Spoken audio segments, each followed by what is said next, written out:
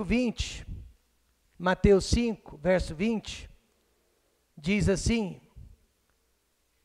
porque vos digo que se a vossa justiça não exceder a dos escribas e fariseus, de modo nenhum entrareis no reino dos céus.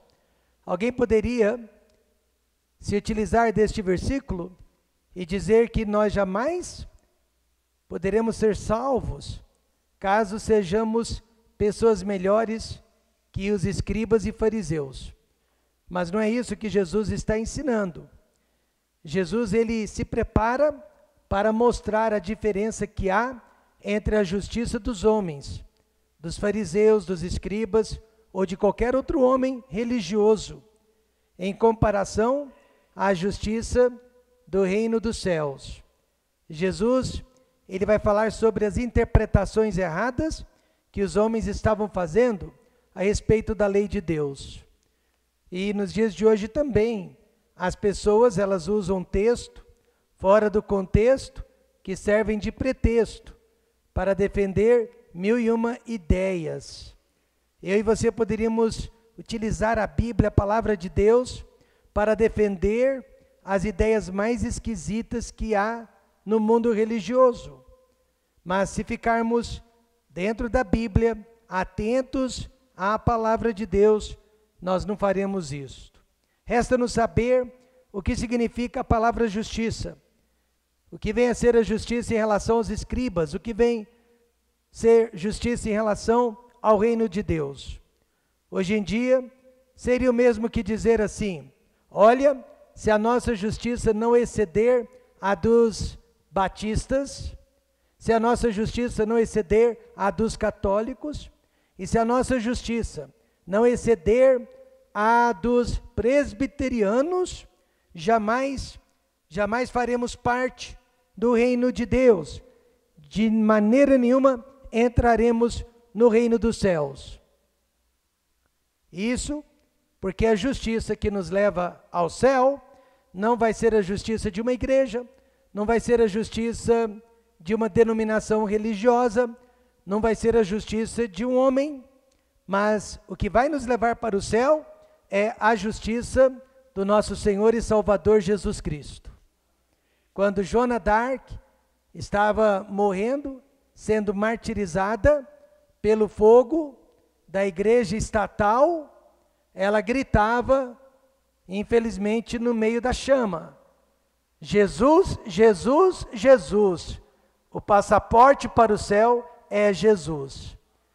Então a lição de hoje vai demonstrar que Jesus Cristo é a nossa única esperança. Jesus Cristo é o único caminho que poderá nos levar para Deus. Justiça quer dizer ser alguém ou agir como Deus espera de cada um de nós. E o que Deus espera de cada um de nós?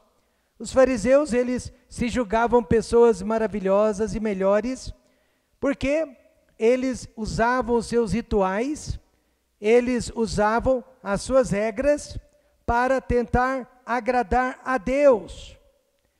Eles tentavam, através de seus rituais, agradar a Deus. Eles seguiam direitinho os horários dos sacrifícios. Eles seguiam direitinho os horários das orações.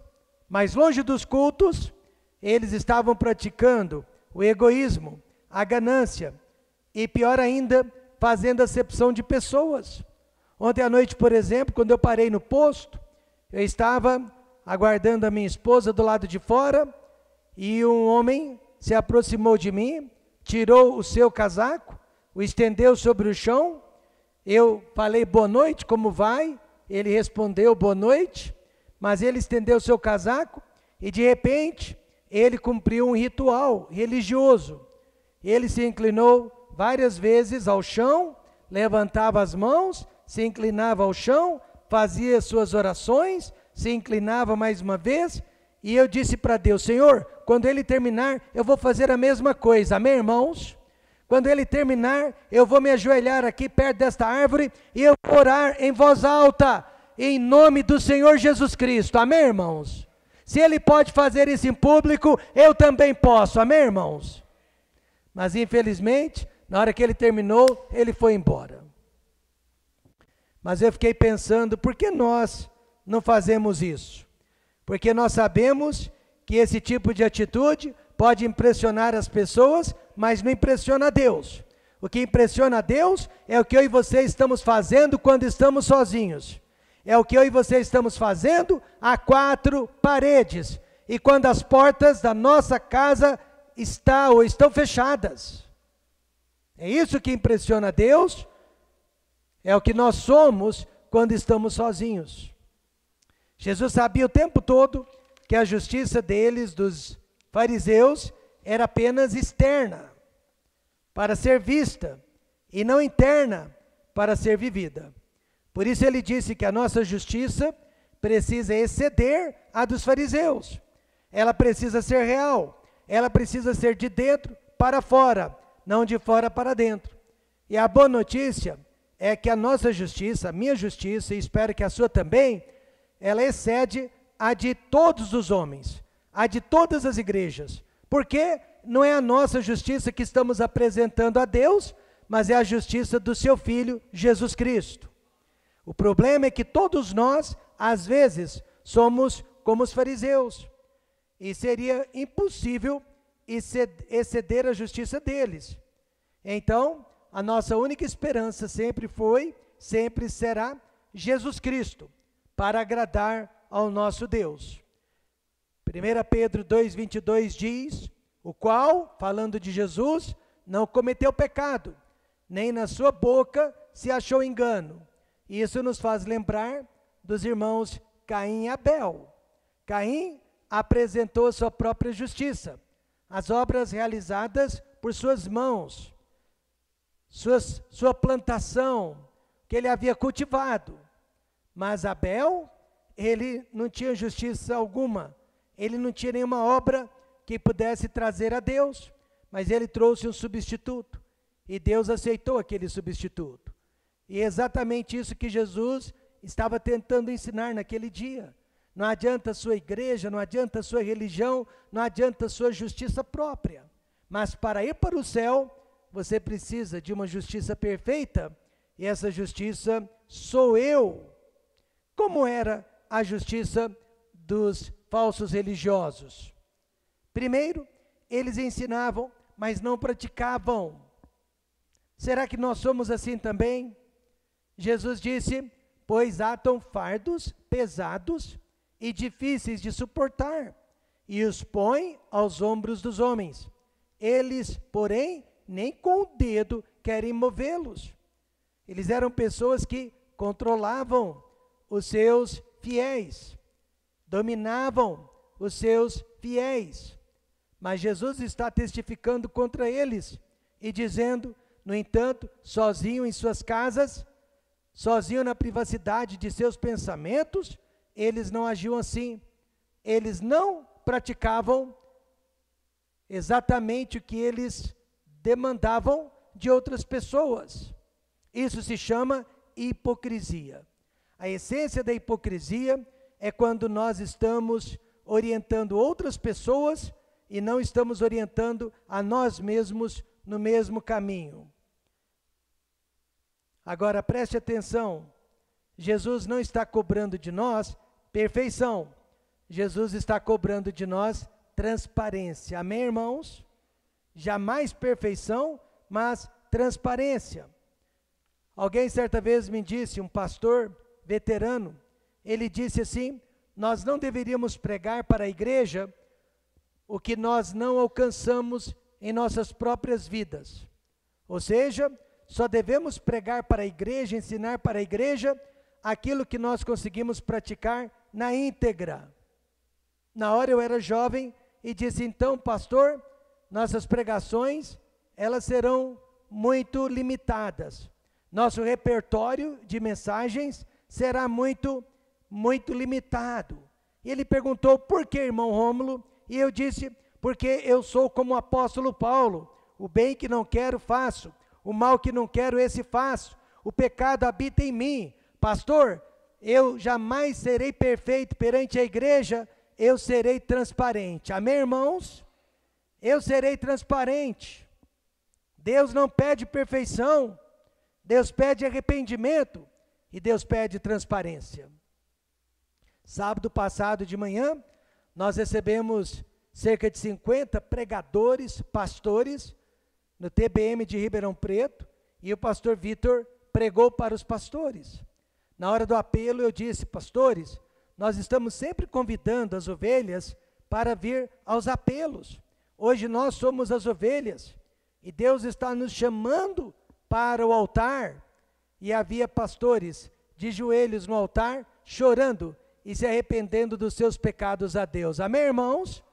Então Deus não está pedindo perfeição, Deus está pedindo transparência por parte de cada um de nós aqui nesta noite. E assim, a nossa justiça que vem de Cristo vai exceder completamente a justiça dos fariseus. Eles não se arrependiam e eles preferiam esconder os seus pecados. Eles até ensinavam a verdade, mas a negavam com as suas atitudes. Daí então surgiu aquele ditado: faço o que eu mando, mas não faço o que eu faço. E isso não dá certo para com Deus. Também eles queriam se aparecer para os homens. Jesus sabia disso. E fazem todas as obras a fim de serem, diga alguém, vistos pelos homens, pois trazem largos filactérios e alargam as franjas das suas vestes. Então a palavra certa aqui é exibição. Eles usavam roupas especiais que pertenciam aos sumos sacerdotes, ou um só, ao sumo sacerdote. E assim mesmo, em ocasiões especiais, e não o tempo todo, mas eles o tempo todo se vestiam como se fossem sumos sacerdotes, porque eles gostavam de atrair a atenção das pessoas sobre eles. Aí pessoas me perguntam: por que na igreja vocês, pastores, diáconos, cantores, usam gravata e às vezes terno também? E eu respondo: por uma questão de costume. Nós queremos usar a nossa melhor roupa quando nós estamos cultuando e louvando a Deus. Nós queremos nos apresentarmos de forma especial quando estamos na presença de Deus. Mas não é para impressionar as pessoas, é para agradar a Deus. Mas não há nenhum problema, desde que você esteja usando a sua melhor roupa para vir à igreja e adorar a Deus. Não precisa ser uma gravata e não precisa ser um terno. Mas os fariseus, eles usavam aquelas roupas pomposas para se aparecerem, não para agradar a Deus, mas para chamar a atenção das pessoas. Eles também gostavam muito de títulos. Eles gostavam de ser tratados, como rabi, mestres, doutores, coisas parecidas. E eles gostavam de ocupar lugares especiais. Se eles estivessem aqui nesta noite, estariam ocupando os primeiros bancos. Mais do que isso, estariam ocupando esses bancos. Mais do que isso, pediriam licença e estariam ocupando o púlpito. Eles queriam sempre a primazia, eles queriam sempre os primeiros lugares. Mas como seria bom se pudéssemos voltar à época da igreja primitiva, em que os irmãos eram tratados por servos. Como vai, servo João? Como vai, serva Virgínia? Como vai, companheiro de ministério Renato? Como vai, meu irmão em Cristo? Assim as pessoas eram tratadas. Apóstolo, pastor, diácono, eram funções que esses irmãos e servos do Senhor Jesus Cristo estavam executando. E de repente, tornaram-se pronomes de tratamento, tornaram-se títulos. E hoje, nós chamamos uns aos outros de pastor, de professor, de missionário. Mas como eu gostaria de voltar, há 30 e tantos anos e dizer para a igreja: me chamem de irmão, me chamem de servo. Eu mudaria um pouquinho os costumes da nossa denominação batista tradicional. Mas isso não vem ao caso. O que vem ao caso é que meu pastor, quando vivo, raramente me chamava de pastor. Ele era meu pastor e eu não queria ser pastor dele ou pastor para ele. Então ele me chamava de Rômulo ou de irmão Rômulo. Raramente de pastor Rômulo. E as pessoas, você não se importa com isso? Eu não, eu gosto que meu pastor me chame de Rômulo. Eu gosto que ele me chame de irmão Rômulo. Eu me sinto bem assim. Já por outro lado, tinha um colega meu que se alguém o chamasse pelo primeiro nome, era repreendido na hora. Em Ribeirão Preto, onde eu cresci, até alguns anos atrás, a maioria das pessoas me chamava pelo primeiro nome, Rômulo. O meu genro, Bruno, acabou de ser ordenado ao pastorado, e ele me perguntou, pastor, o que eu faço se as pessoas me chamarem pelo primeiro nome? E eu disse, nada. Amém, irmãos? Nada. Não faça nada. Nós não queremos ser fariseus. E eles também negavam porções das escrituras sagradas para defender o seu estilo de vida. Eles tinham que negar ou distorcer alguns ensinamentos da palavra de Deus. Aí Jesus disse para eles, condutores cegos, que coais um mosquito e engolis um camelo. O que quer dizer isso? Quer dizer que eles davam mais importância para as coisas triviais do que para as coisas mais importantes da vida espiritual. Pastor, há então na Bíblia mandamentos mais e menos importantes do que outros? Não, mas o que há são mandamentos mais prioritários do que outros. Há mandamentos mais urgentes do que outros. Por exemplo, eu me cansei de conviver com pessoas que exteriormente elas seguiam todas as regras pré-estabelecidas da igreja e provavelmente ensinamentos, princípios bíblicos da palavra de Deus. Elas se vestiam honestamente, dos pés à cabeça. A vestimenta era com pudor, modéstia e honestidade. Amém, irmãos? Como precisa ser. Mas interiormente, pessoas críticas, vingativas, pessoas que só pensavam mal das outras. Então, elas estavam coando um mosquito. Em relação às roupas, tomando cuidado com a sua aparência exterior. Mas ao mesmo tempo, elas estavam engolindo camelo, sendo invejosas, vingativas, sendo pessoas que estavam dividindo a igreja. E Jesus disse que os fariseus eram assim. Eles davam mais importância para os mandamentos menos prioritários e davam mais importância ou menos importância para os mandamentos mais importantes. Naquele tempo, guardar o sábado fazia parte da lei de Deus para os judeus. Mas o que era mais importante? Guardar o sábado ou salvar uma vida?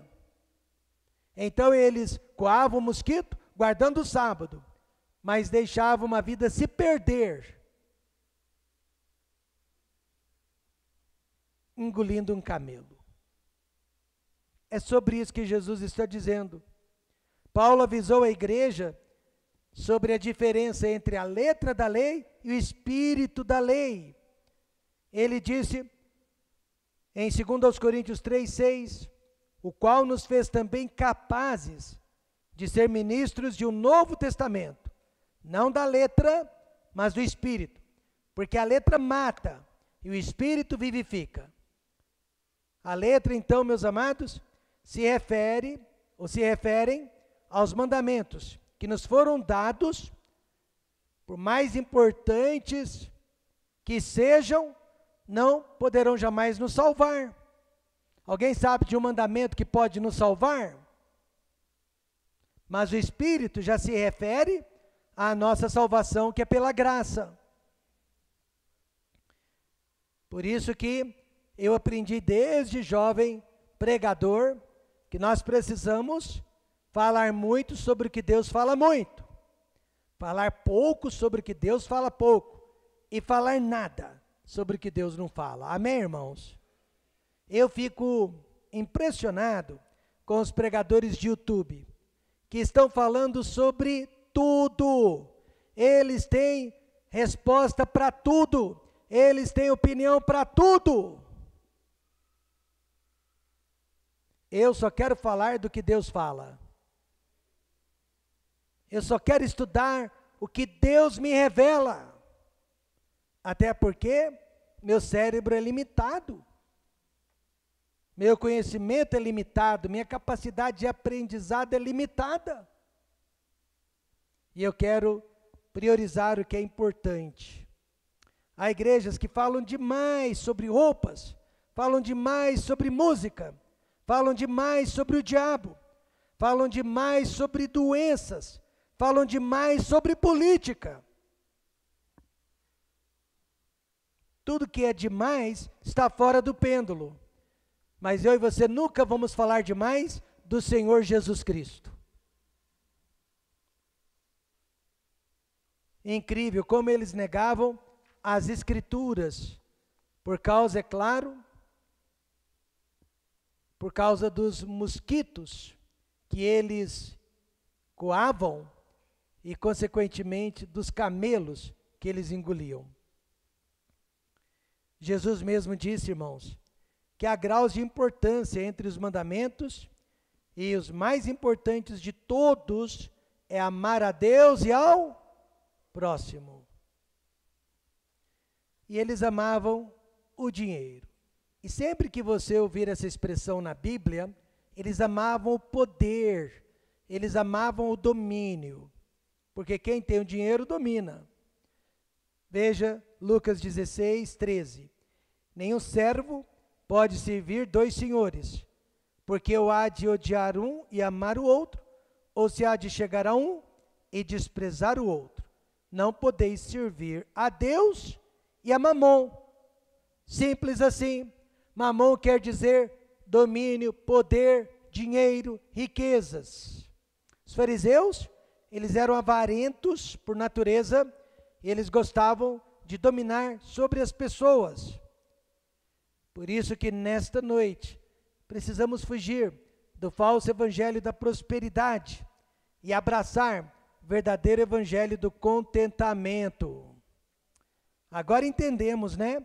Porque Jesus disse que a nossa justiça precisa exceder a dos fariseus. Precisamos ser transparentes, precisamos ser humildes e não exibidos. E precisamos dar prioridade aos mandamentos mais importantes da palavra de Deus e precisamos de mais contentamento em nossas vidas. Agora, o que significa justiça do reino dos céus? Nós vimos o que quer dizer a justiça dos fariseus, mas e a dos céus? Na primeira parte do sermão da montanha, Jesus descreveu 8 qualidades que precisam fazer parte da pessoa, dos cidadãos do reino dos céus. E essas qualidades, as 8 juntas, resumem a justiça do reino. Agora, veja a diferença. Quando Jesus ensinou sobre essas 8 qualidades, ele deixou claro que todo cidadão do reino dos céus precisa das 8 qualidades. Quando Paulo ensinou sobre os 7 dons espirituais, tanto ele quanto Pedro deixaram claro para nós que nós temos que possuir um daqueles 7 dons e executá-lo para o bem do próximo e para a glória de Deus. Mas as qualidades do reino, nós temos que possuir todas elas para sermos cidadãos do reino. Aí você se lembra, nós discorremos sobre essas qualidades. Os pobres em espírito, os que choram, os mansos, os que têm fome e sede de justiça, os misericordiosos, os limpos de coração, os pacificadores, os que sofrem perseguição por causa da justiça. Observe que Deus não está pedindo perfeição de nós, mas transparência. Vou dar um exemplo. Quando você e eu desejamos a morte do ímpio, quando você e eu desejamos a punição do ímpio, e confundimos o ímpio com a sua impiedade, nós não estamos exercendo a qualidade de misericordiosos, que também faz parte de um dos 7 dons espirituais. Outro bom exemplo é quando você e eu ficamos fomentando a discórdia entre 2 ou mais pessoas. E nós estamos levando e trazendo más notícias entre elas. E nós estamos jogando querosene no fogo. E nós estamos causando divisão entre os nossos irmãos em Cristo, ou membros da nossa família. Nós não estamos sendo pacificadores, mas fomentadores de discórdia. Logo, nós não estamos nos comportando como cidadãos do reino dos céus. Também, quando nós desistimos do caminho de Deus, porque estamos com medo de sermos processados e, eventualmente, de sermos presos ou taxados, a pagarmos algum tipo de multa, porque alguém lá de cima julgou que o nosso discurso foi um discurso de ódio. É melhor então abandonar o púlpito, sair da igreja, porque não queremos sofrer perseguição por causa do que é certo, por causa da justiça. E aquela pessoa que não leva desaforo para casa, ela deixou de vir à igreja, porque alguém teceu um comentário desastroso a respeito dela, foi rude para com ela. Onde que estão os mansos? Onde estão os misericordiosos? Onde estão os limpos de coração? Onde estão os pacificadores? Onde estão os que sofrem perseguição? Eles deveriam estar todos dentro da casa de Deus. Amém, irmãos? Todas essas qualidades só são possíveis por essas 2 razões. Jesus nos perdoa. Quando? Sempre que falhamos. Em algumas delas, ou em todas elas, Jesus nos capacita a sermos como Ele, quando pedimos. Veja o versículo 2. 1 João 1,9, melhor dizendo. Veja 2 versículos sobre isso. 1 João 1,9 e depois Filipenses 4,13. Você pode ler comigo, por favor, 1 João 1,9, na sua Bíblia, 1 João 1,9. Creio que todos nós já conhecemos este versículo de memória. O que diz 1 João 9? Todos juntos. Se confessarmos os nossos pecados, Ele é fiel e justo para nos perdoar os pecados e nos purificar de toda a injustiça. Mas quando que o fariseu pediu perdão? Quando que o fariseu confessou os seus pecados? Quando que o fariseu veio para o altar? E Filipenses 4,13, também outro verso que conhecemos de memória. Posso todas as coisas em Cristo que me fortalece. Então lembre-se, o maior problema dos fariseus era a falta de arrependimento. Não deixe ser o seu maior problema. O maior problema dos fariseus era a falta de arrependimento. Eles não tinham pecados para confessar. Quer dizer, eles tinham pecados para confessar, mas não reconheciam. E o pior cego é aquele que não quer ver. Então eles não confessavam, os seus pecados. Quando foi a última vez que você confessou pecados? Minha última vez foi vindo de casa para a igreja. E você, quando foi a última vez que confessou pecados? Nos próximos sermonetes, Jesus irá nos mostrar como exceder os fariseus em justiça. Como?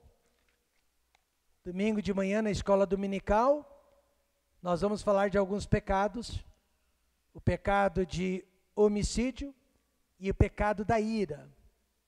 Vai ser a lição de número 6. E aí alguns de nós vai precisar admitir no coração que na prática não matamos ninguém, mas na teoria nós somos serial killers.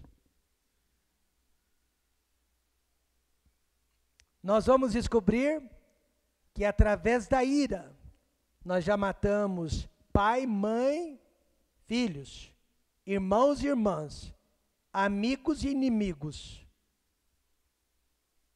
Por isso que Jesus deixou bem claro: se a vossa justiça não exceder a dos fariseus, vocês jamais entrarão no reino dos céus. E como que você pode exceder os fariseus em justiça? É através do Salvador Jesus Cristo. Pai, obrigado pela igreja que, apesar do